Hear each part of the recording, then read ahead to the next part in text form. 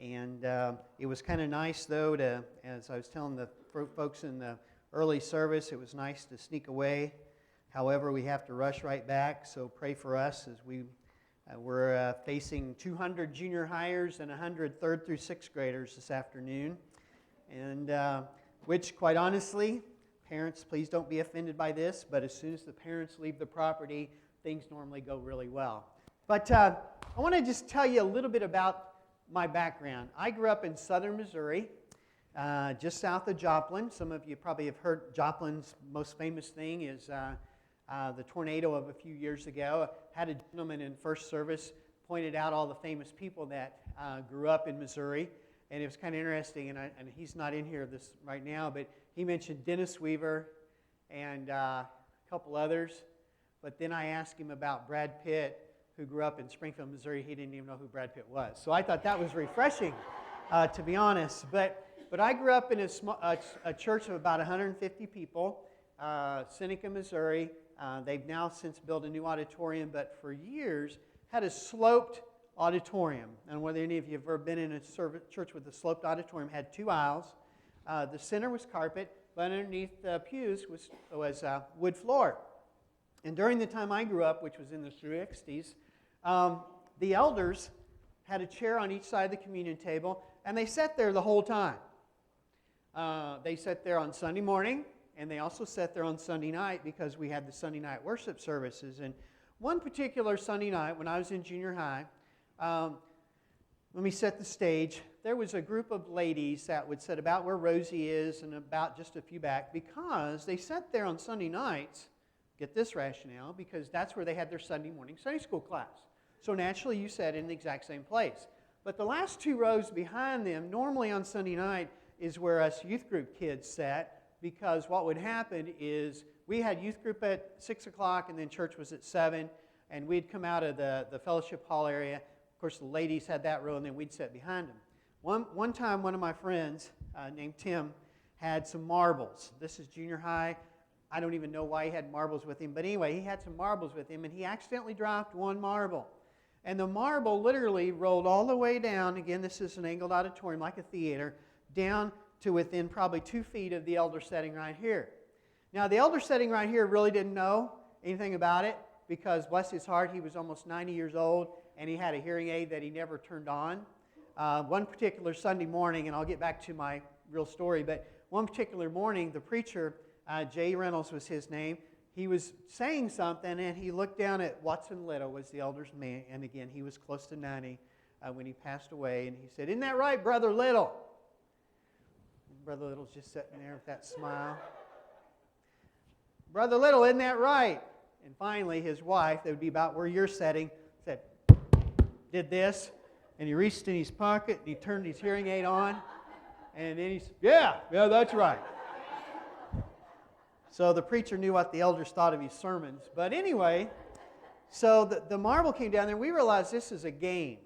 And so each one of us took a marble, and so we took turns just to see how far down we could get. And after about the third person did it, and I think there was 5 of us sitting there together, about the third person that was getting ready to do it, my friend Tim's, Grandma Stoner, his grandma, figured out what was going on. Grandma Stoner had one of them big grandma purses, the kind like you would want to take the Let's Make a Deal, because literally everything in it, you know, like when Monty Hall would ask, I need a paper clip. And speaking of the paper clip, sister, that was my paper clip that dropped off my sermon this morning. Okay? But anyway, so you know what I'm saying. So she just takes her foot, and here comes the marble, and she just kind of does this and scoots the purse over, blocks the marble, and then she gives us one of them death stares. And we know that we're sunk. You know, that, I tell you, and that's a true story. I don't use illustrations that aren't true. I don't like preachers that make up illustrations. I like them. I don't like the made-up illustrations. But anyway, something else about that church. No air conditioning. The choir practiced at 6 when youth groups were going on. And I can always remember, because I rode my bike to church most of the time because my parents didn't go very often. And I remember riding my bike up to church one night, and I heard this. This world is not my home, I'm just a passing through. My treasures are laid up somewhere beyond the blue. The angels beckon me from heaven's open door, and I can't feel at home in this world anymore. Oh Lord, you know I have no friend like you. If heaven's not my home, then Lord, what will I do? The angels beckon me from heaven's open door, and I can't feel at home in this world anymore. Some of you have heard that, haven't you? You know, when I was working on this sermon, and I'll be honest, I've done this a few years ago, and I share it when I go to churches, but only place I found that was in a 1976 Youth Sings songbook. But it talks about heaven. And I want to focus this morning, and the title of the sermon is called The Eclipse of Heaven. But I want us to just focus on heaven for just a little while this morning. And, you know, I decided to go to the source of all things to find out about heaven. And so I went to Amazon.com. Now, I tell you, I love Amazon.com as a grandparent because I think probably 75% of the gifts that we ordered last year for our grandchildren we got off Amazon.com. We got the Prime membership thing with the free delivery and all that kind of stuff. But I went to the book section and I typed in heaven. And this, again, was probably about 2 or 3 years ago. There were 12,574 books with heaven in the title on Amazon.com. There were 98 in the sports section, 53 in the food section, 38 in the law section, and at that point, 17 in the computer section. But the section that kind of intrigued me the most, there were 130 in the travel section. Now, you might find it odd that there would be books in the travel section on heaven, but in my first youth ministry, just north of Joplin, Missouri, I was actually still a student. I was a sophomore in Bible college, and I got a part-time weekend youth ministry. The minister sent me out to visit with this family that had children. I'd literally been on the job maybe a week and a half to 2 weeks, all right, as part of... He said, go out there and tell them about all the things we do with the kids. And I said, oh, great, okay. So I'm talking to the mom, and here comes this 5-year-old boy, and he had this big family Bible, and he had opened up to the maps in the back. And this was his question. My mama says my grandpa is in heaven. Would you show me on this map where heaven is, because I want to go see him? Again, true story. I am a sophomore in Bible college, and I haven't even had Where's Heaven yet, that class that they take. And so, fortunately, God gave me a few words, and I said, you know, what I understand is heaven is so big, it doesn't fit on a map. But one day you'll get to go see him. And you know, friends, what we want to think about this morning is this idea that heaven is a real place. There's a passage coming up on the screen out of John 14. I want to read it and you follow along with me. It says this: do not let your hearts be troubled. Trust in God. Trust also in me. In my Father's house are many rooms. If it were not so, I would have told you. I am going there to prepare a place for you, and if I go and prepare a place for you, I will come back and take you to be with me, so that where I am, you may be there. Now, back just a little bit into this emphasis on heaven. In the Gospels, there are 127 references to heaven in the time that Christ was on earth. There are only 14 references to hell, 17 references to money, 30 references to treasures, 10 to possessions, and not a single one referring to the Indianapolis Colts. See, I throw that in so they'll make you stay with me, okay? So obviously, when Jesus was here, heaven was a big deal.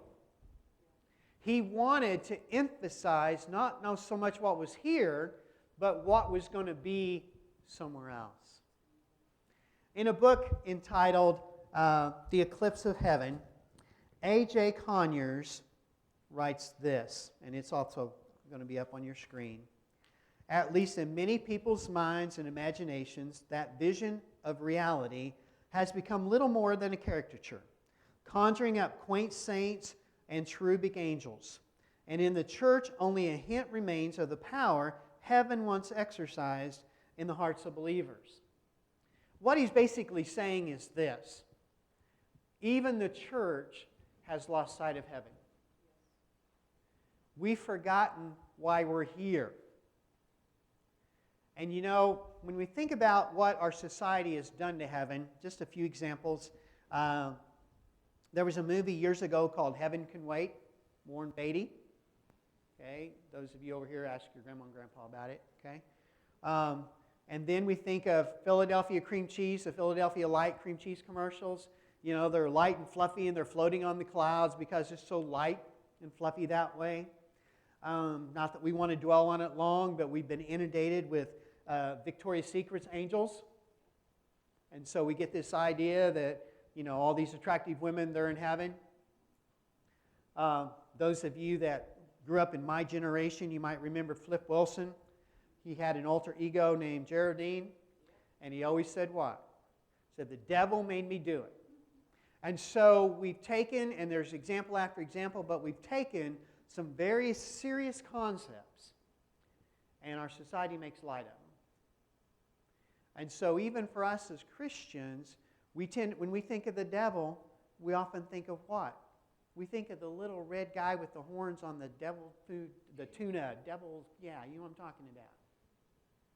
And when we think of heaven, we think of just little angels fluttering around in the cartoons, or, you know, those type of things. And so the bottom line is that for Christians, we've lost sight of heaven as well. You know, it seems like these fairy tale concepts, they've kind of permeated the church. And in other words, we no longer view life as a temporary experience on our way to heaven, but we view this life as where we find happiness and fulfillment. Let's think about it. What really, just if you were really honest with yourself, how would you define success? Well, you probably would define it maybe a good paying job, pretty wife, well-behaved kids, a nice home. Those of us in my bracket and a little younger, a growing retirement fund. Those of you that are already retired, the success would be making sure you outlive your money instead of your money dying before you do. No, yeah, you don't want to outlive your money. You don't want to outlive your money. There we go. You know what I'm trying to say. And then if anything hinders this success, if illness or a job loss or life challenges kind of get in the way of the success, then we consider life as unfair. And why did we do to deserve this? It seems like maybe we've taken that song that I sang earlier and we've kind of changed the words to something along these lines. This world is my home. I'm not just passing through. My treasures are right here, somewhere amongst the dew.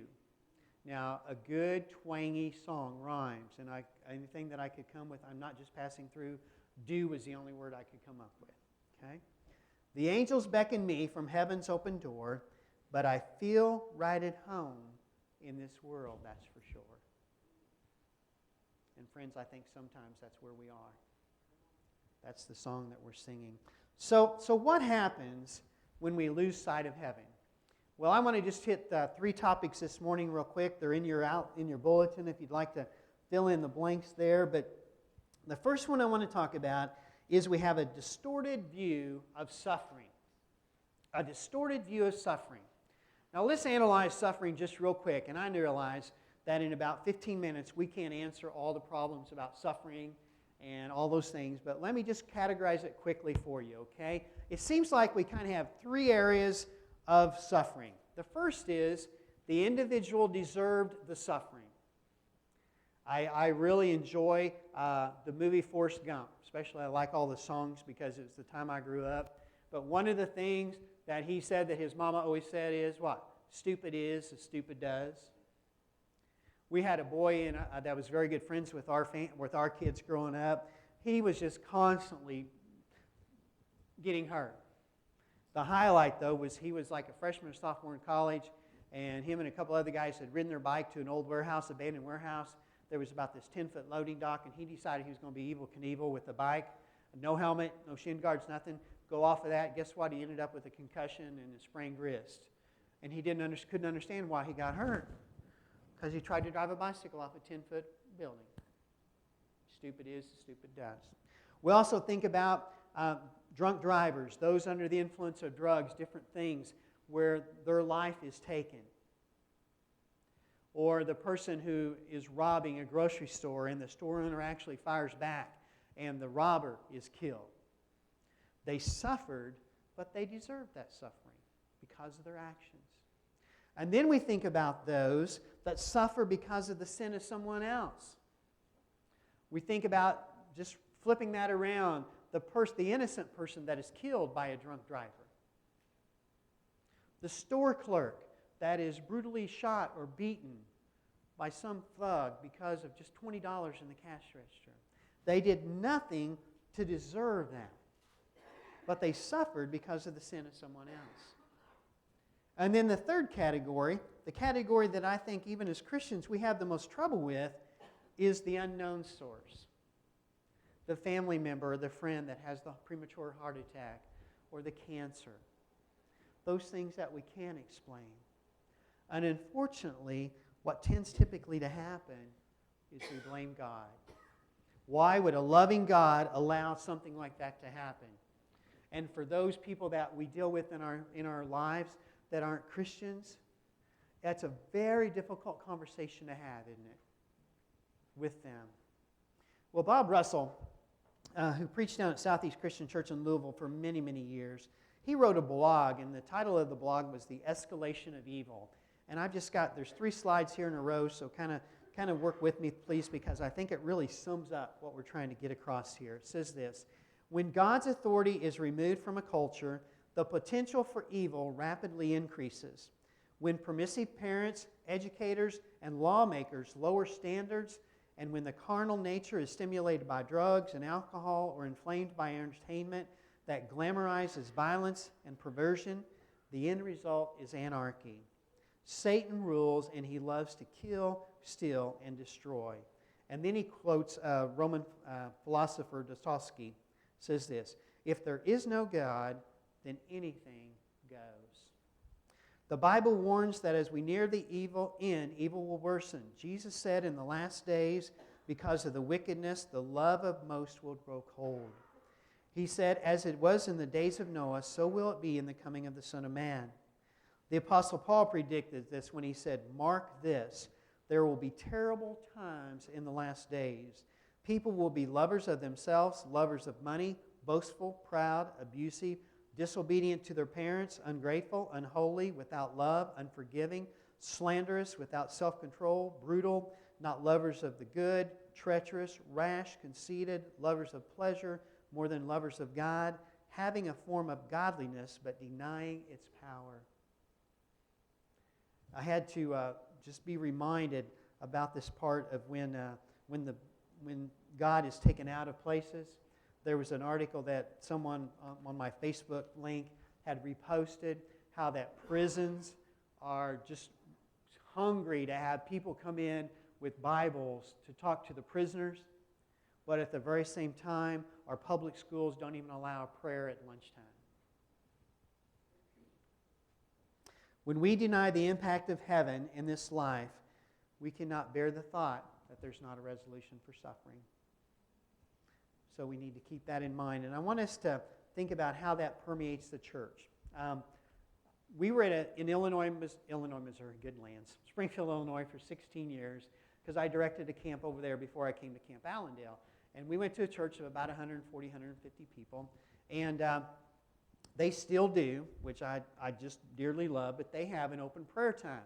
And so, they would have the prayers like you all have in your bulletin, but then the minister would just take a short little time and say, are there any from the audience?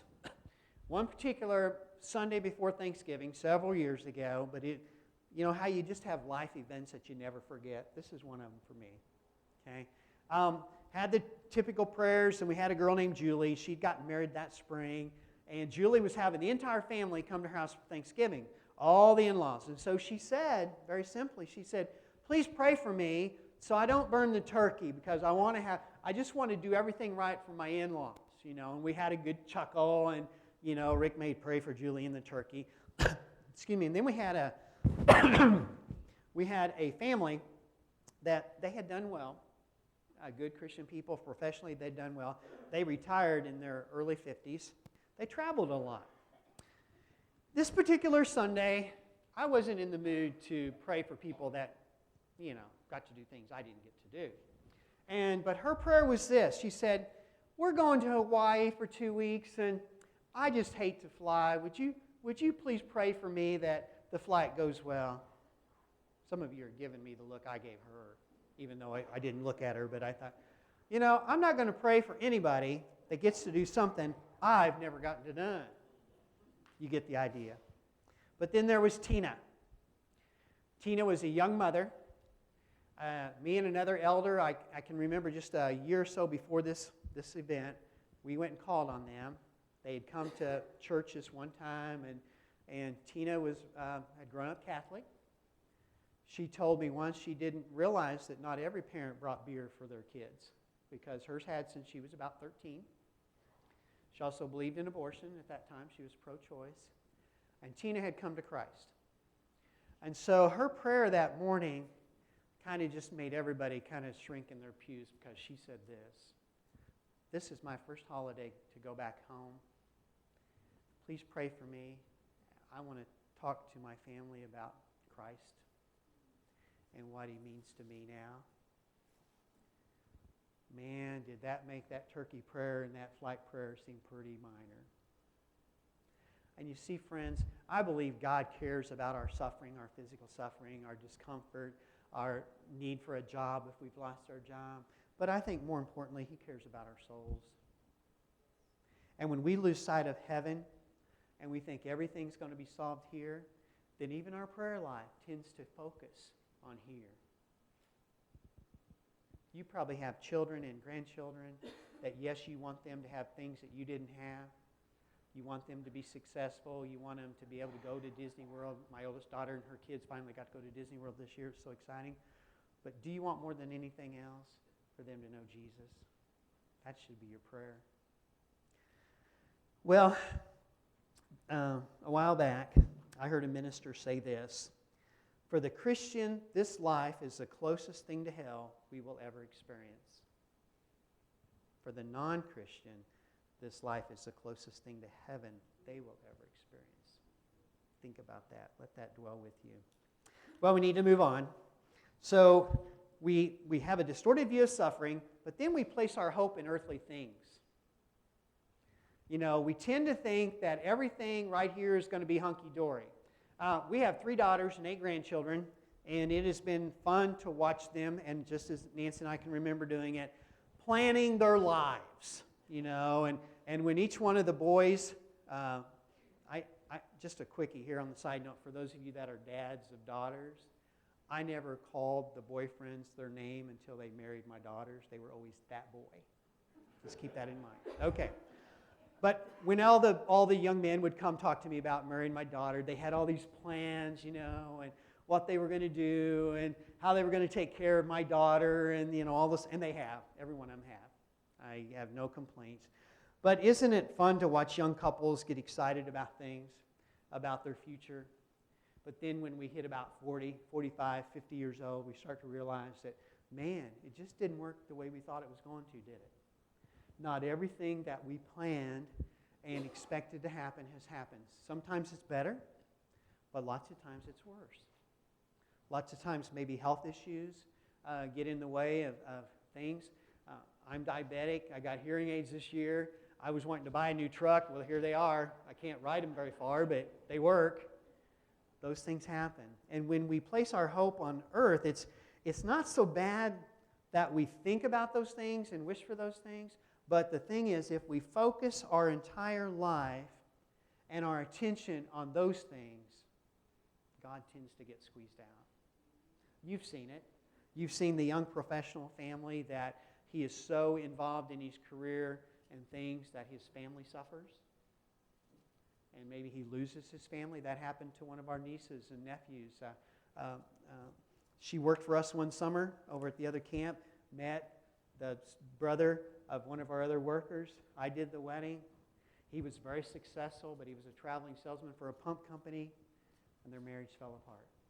They lived on a golf course in a six-figure home, but they didn't have God because they had pursued other things. Well, Paul kind of sums it up, this section, in just a couple of passages. He says this, "Since then you have been raised with Christ, set your minds on things above, where Christ is seated at the right hand of God. Set your minds on things above, not on earthly things." John goes on to say this, "Do not love the world or anything in the world. If anyone loves the world, the love of the Father is not in him. For everything in the world, the cravings of sinful man, the lust of the eyes, the boasting of what he has and does, comes not from the Father, but from the world.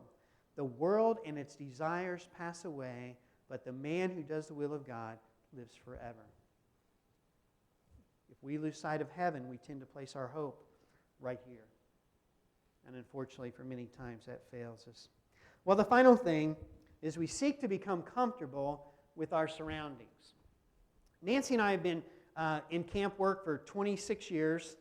We were youth ministers for 12 and just saw the value of Christian camping, and we just love it. We're lifers now. But when we first started at the other camp, as I do here, I travel in the spring mostly to churches and talk about camp, encourage their kids to come. One particular Sunday, our very first spring, our children were third grade, kindergarten, and a preschooler. And those of you that are moms or have been moms, you know that especially, Renee is now 35 years old, so about 27, 28 years ago, didn't have a lot of junior church, that kind of stuff in a lot of churches, and so we set them with us. So I get up and I set up my slide projectors and get everything for my program, and we sat in a pew. There's me and Nancy, the three girls, and that big activity bag, that kind of the be quiet bag, you know what I'm saying? It's got snacks, it's got markers, it's got quiet toys, all this kind of stuff. Boys, did you have that growing up? Mom's doing this. Okay. So anyway, this lady, nice, smiley, happy, overall friendly, with a cane, walks up and stands right by me, and she says, "You're sitting in my seat." Well, even then I didn't hear well, and I said, "Well, good morning to you too." And she said, "You're sitting in my seat." And then I realized we were sitting in her seat.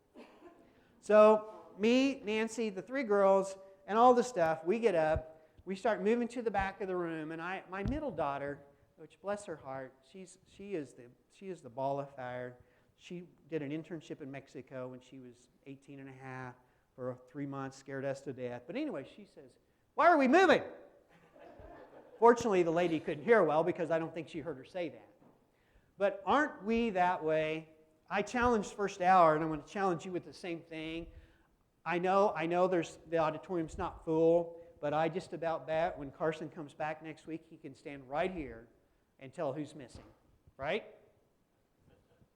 For the most part. Why? Because you're comfortable in your spot. This is your spot. My mom and dad moved up with us. They don't live with us, but they live in Franklin. My dad passed away a couple years ago.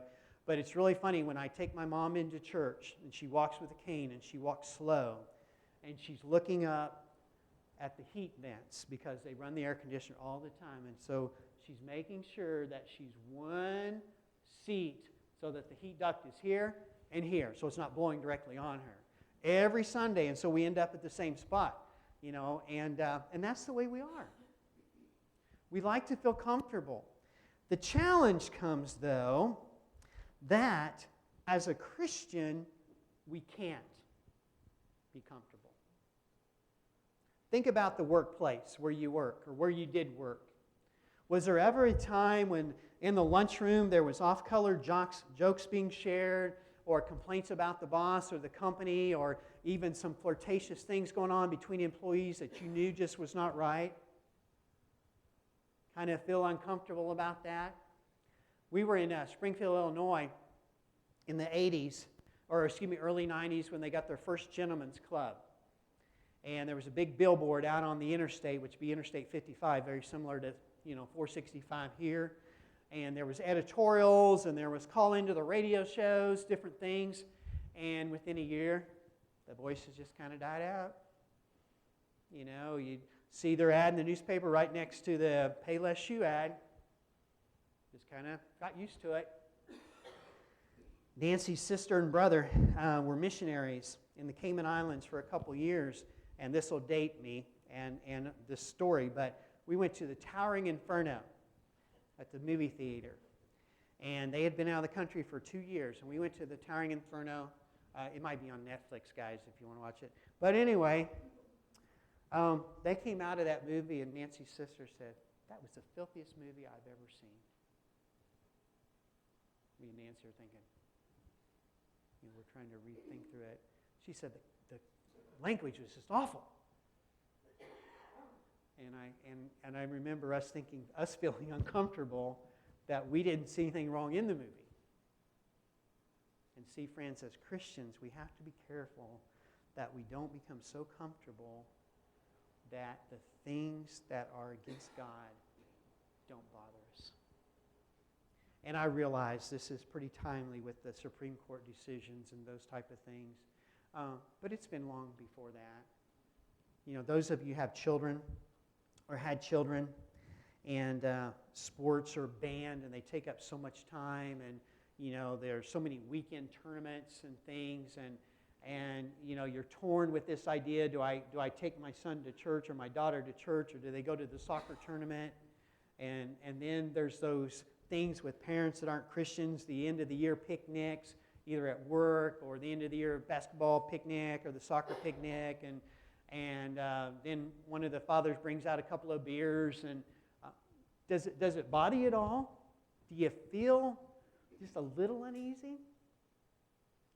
You see, sometimes I think for us Christians, if we don't feel uneasy, then something's probably not right.